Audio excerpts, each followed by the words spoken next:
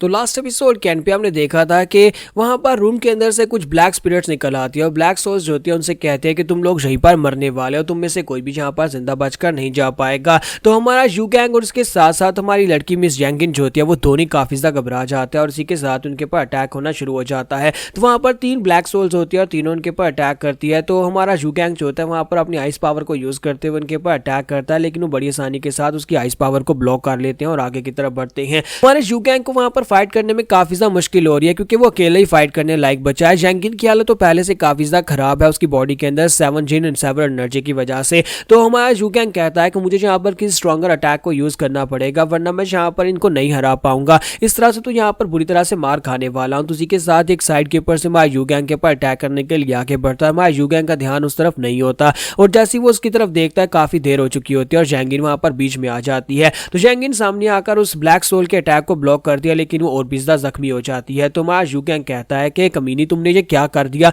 तुम यहाँ पर बीच में क्यों आई हो। और इसी के साथ एक ब्लैक सोल पीछे से आती है और कहती है कि तुम भी यहाँ पर मरने वाले, उस लड़की की तरह तुम भी यहाँ पर मरोगे। जब किसी के साथ हमारा यू गैंग वहीं पर से अपनी फायर स्वर्ड को एक्टिवेट करता है और कहता है कि मैं यहाँ पर नहीं मरने वाला, और अपनी फायर स्वर्ड को यूज करते हैं वो उन तीनों सोल्स के ऊपर अटैक करता है। एक एक करके उन तीनों सोल्स को वहां पर मार डालता है और कहता है कि मैं इस जगह के ऊपर तो बिल्कुल भी नहीं मरूंगा, अभी मुझे जाकर अपना सपना पूरा करना है, मुझे जाकर एक नॉर्मल जिंदगी गुजारनी है। तो हमारा यू गैंग जो होता है उन तीनों सोल्स को डिस्ट्रॉय करने के बाद अब जैंगिन की तरफ आगे बढ़ता है और कहता है कि ओए कमीनी क्या तुम ठीक हो। और इसी के साथ ही पीछे से एक दरवाजा ओपन होता है, यानी कि अब यहाँ पर फिर से एक दरवाजा ओपन होता है और उस स्टोन वॉल के हटने के बाद हमारा यू गैंग कहता है अब क्या, अब यहाँ पर कौन सा नया खतरा आने वाला है। लेकिन उस तरफ से काफी सारी रोशनी निकल रही होती है और साथ ही उसे कहा जाता है कि वक्त आ चुका है, तुम में से एक यहाँ पर इस राम ऑफ गैलेक्सी के अंदर एंटर हो सकता है। लेकिन यहाँ पर सिर्फ और सिर्फ एक ही अंदर एंटर हो सकता है क्योंकि इस राम ऑफ गैलेक्सी के साथ सिर्फ एक इंसान अपना कनेक्शन बना सकता है। तो यू गैंग के पास अब यहाँ पर एक दिक्कत भरा सवाल होता है कि वो क्या करे, क्या वो अंदर चला जाए या फिर जैंगिन को अंदर भेजे।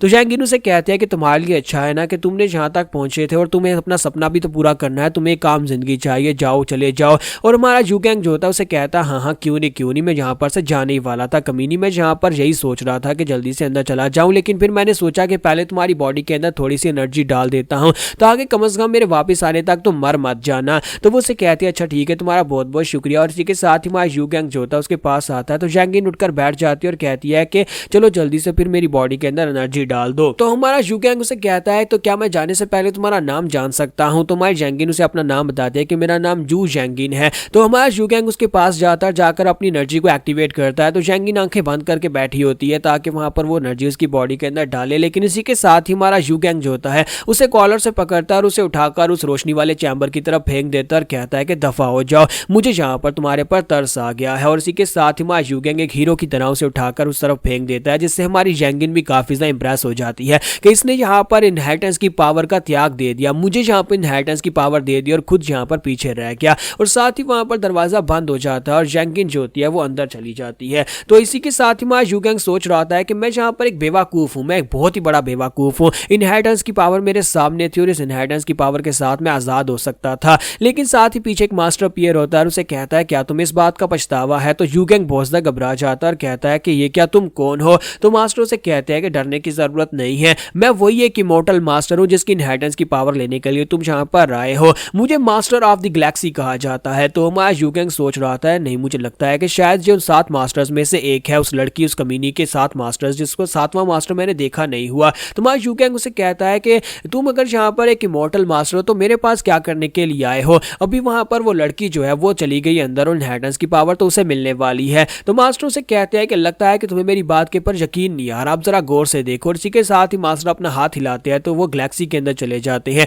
यानी कि ऊपर आसमान होता है और नीचे ग्राउंड होता है। तो वो उसे कहते हैं कि मैं तुम्हें यहाँ पर इस जगह के ऊपर लेकर आया हूँ, अब जरा गौर से देखो। तो यू गैंग कहता है लेकिन मुझे एक बात की समझ नहीं आई क्योंकि वहां पर मुझे कहा गया था कि सिर्फ एक ही इंसान उस चैम्बर के अंदर एंटर हो सकता है और वो तो जैंगिन को मैंने वहां पर भेज दिया। तो मास्टर से कहते हैं कि लड़के तुमने यहाँ पर अपने सपने को त्याग दिया किसी दूसरे के लिए, सिर्फ ऐसे ही इंसान जो होते हैं वही इस गैलेक्सी की पावर को हासिल कर सकते हैं। गैलेक्सी की पावर एक बहुत ही खास पावर है जिससे तुम दूसरों के सपनों को भी पूरा कर सकते हो, इसी वजह से ये सिर्फ उसी को मिलती है जिसका दिल साफ होता है। यू गैंग कहता है कि उस लड़की की हालत बहुत ज्यादा खराब थी और वो मरने वाली थी, मैंने अपने सपने का त्याग इसलिए दिया क्योंकि मुझे लगा कि आखिरी दोनों इनहेरिटेंस की पावर लेने के बाद उसकी जान बच जाएगी, इसी वजह से मैंने उसे अंदर भेज दिया। तो मास्टर से कहते हैं क्या तुम एक हीरो बनना चाहते हो। तो यू गैंग कहता है नहीं, मुझे नहीं पता कि हीरो क्या होते हैं, मैं एक हीरो तो बिल्कुल भी नहीं हूँ। तो वो कहते हैं ये सवाल का जवाब काफी ज्यादा अच्छा था। फिर साथ ही उसे कहते हैं ये इनहेरिटेंस की पावर लेने के बाद तुम यहाँ पर कुछ भी कर सकते हो, तुम अपने सपने को भी पूरा कर सकते हो, तुम दूसरों के सपनों को भी पूरा कर सकते हो, ये तुम्हारा फैसला होगा तुम क्या करना चाहते हो। तुम चाहो तो तुम उस लड़की की जान भी बचा सकते हो। तो हमारा यू गैंग सोच रहा था कि क्या वाकई में ये इनहेरिटेंस इतनी पावरफुल है। तो मास्टर से कहते हैं कि इस टेक्निक को गैलेक्सी पाम टेक्निक कहा जाता है। इस टेक्निक को हासिल करते वक्त तुम्हें इतना दर्द होगा जितना तुमने अपनी सारी जिंदगी में बर्दाश्त नहीं किया होगा। तो क्या तुम यहाँ पर इस टेक्निक को लेना चाहोगे। तो यू गैंग कहता है हाँ मैं गैलेक्सी पाम को सीखना चाहता हूँ। तो मास्टर से कहते हैं तो फिर ठीक है, मेरी बात को ध्यान से सुनना, क्योंकि मैं तो सिर्फ और सिर्फ एक गाइडिंग मास्टर हूं जो कि तुम्हें रास्ता दिखा सकता हूं और तुम्हें बता सकता हूं कि इनहेरिटेंस की पावर तुम्हें कैसी मिलेगी। यहाँ पर आसमान के ऊपर स्टार्स देख रहे हो, ये सारे के सारे स्टार तुम्हारी बॉडी के अंदर एंटर होंगे और तुम्हें यहाँ पर दर्द होगा, तुम्हें इतना दर्द होगा जितना तुम बर्दाश्त नहीं कर पाओगे। और उसके बाद तुम्हें यहाँ पर यह मिरर दिखाई दे रहा है, तुम्हें इस मिरर के अंदर एंटर होना है। जब तुम इनहेरिटेंस की पावर को ले लो उसके बाद इस मिरर के अंदर चले जाना। लेकिन यहाँ पर इनहेरिटेंस की पावर को लेने की एक कंडीशन है, जब वो स्टार्स तुम्हारी बॉडी के अंदर एंटर होंगे तुम्हें बहुत ज्यादा दर्द होगा, लेकिन अगर तुम वहां पर चिल्लाए या फिर तुम हल्का सा भी अपना मुंह खोलकर वहां पर कर रहा है तब भी यहाँ पर वो पावर तुम्हें नहीं मिल पाएगी।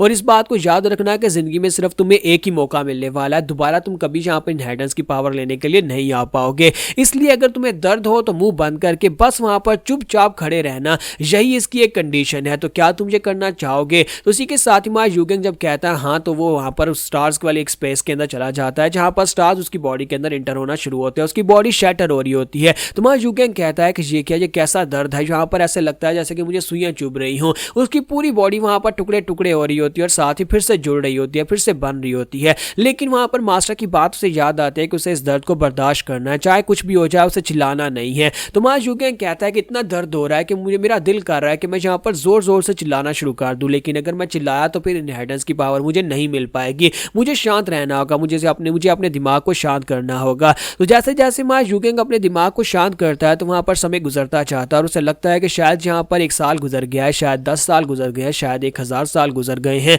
क्योंकि वहां पर इतना समय हो जाता है कि उसे समय का काउंट भी नहीं रहता। और इसी के साथ उसकी कंप्लीट रीबर्थ होती है। तो हमारा यूगेंग वहां पर से इनहेरिटेंस की पावर ले लेता है और इनहेरिटेंस की पावर लेने के बाद मास्टर से कहते हैं जितना मैंने तुम्हारे बारे में सोचा था लड़के तुम मुझसे ज्यादा टैलेंटेड निकले। तो यूगेंग अब यहाँ पर मास्टर के पास नीचे उतरता है और कहता है कि मास्टर ऐसा लगता है जैसे कि मेरी कंप्लीटली रीबर्थ हो गई है। तो मास्टर से कहते हैं हाँ, तुम्हारी कंप्लीट रीबर्थ हुई है, अब तुम्हें जो चाहिए, तुम्हारा जो सपना है वो तुम्हें उस शीशे के अंदर मिलने वाला है, अब उस मिरर के अंदर चले जाओ। इसी के साथ ही मॉर्टल मास्टर की सोल वहां पर से गायब हो जाती है, जबकि मां यूगेंग अब उस मिरर की तरफ आगे बढ़ता है और कहता है क्या वाकई में इस मिरर के अंदर मेरा सपना पूरा होने वाला है। तो जब यूगेंग उस मिरर को पार करके बाहर निकलता है तो दूसरी तरफ वो देखता है कि एक माउंटेन होती है, ये वही माउंटेन होती है जिस माउंटेन के ऊपर से एंट्रेंस थी जहां पर से वो इस इनहेरिटेंस को लेने के लिए अंदर आया था। तो वहां पर सामने एक गाजीबू होता है और उस गाजीबू के ऊपर एक लड़की खड़ी होती है और उसे कहती है तो मास्टर यूगेंग तुमने इनहेरिटेंस की पावर को हासिल कर लिया, क्या तुम ही मास्टर यूगेंग हो। तो अब ये लड़की कौन है और यहाँ पर हमारा यूगेंग का सपना कैसे पूरा होने वाला है और उसे इस माउंटेन के ऊपर क्यों भेजा गया है, और हमारा यूगेंग अब जबकि उसके पास इनहेरिटेंस की पावर आ गई है तो क्या वो पुंगचियों से आजाद हो पाएगा और उसे वही अपना सपना जी पाएगा या नहीं।